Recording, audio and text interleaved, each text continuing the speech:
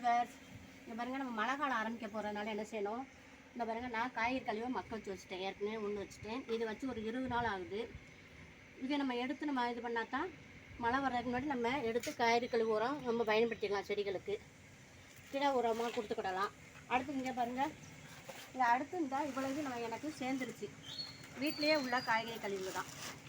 இதை என்ன செஞ்சிடும், நம்ம திருப்பி இதை மக்க வச்சு கொடுத்துடுவோம். மழை காலம் வர்றதுக்கு முன்னேற்பாடாக எல்லாத்தையும் என்ன செஞ்சுருக்கோம், நம்ம இதை செஞ்சுட்ருக்கோம். இந்த வாளி வந்து ஓட்ட வாளி, இதையே என்ன செய்யக்கூடாது, நம்ம வேஸ்ட் பண்ணக்கூடாது.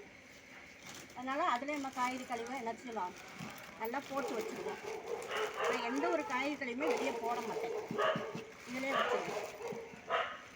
பாருங்கள், இதிலே நல்லா அடியில் இதாகிடுச்சு பாருங்கள், நல்லா மக்கிருக்கு பாருங்கள். கொஞ்சம் இதை வச்சுட்டு இதை போட்டுட்டு இது மேலே நம்ம என்ன செஞ்சோம்னா கொஞ்சம் மாட்டு சாணத்தை என்ன செஞ்சணும், நல்லா அப்படி நொறுக்கி விட்டுருங்க. மேலேயேவும் இதையும் மேலே போட்டுருங்க. இதே மேலே போட்டுட்டு அதுக்கு மேலே என்ன செய்யுங்க, மண்ணை போடுங்க. மண்ணை போட்டு நல்லா ஃபுல்லாக கவர் பண்ணிடுங்க. மாட்டுச்சனை நிறைய போட்டுருங்க. அது போக இது போல் மண்ணை போடுங்க. மேலே நல்லா மூடி விட்டுருங்க மண்ணை வச்சு.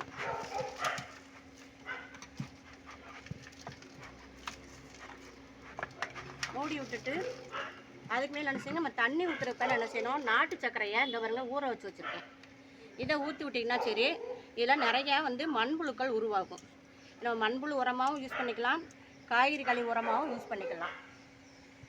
பாருங்கள், சூப்பராக வீடியோ பிடிச்சா லைக் பண்ணுங்கள், சப்ஸ்கிரைப் பண்ணுங்கள் ஜோதி ஃபார்மிங்க.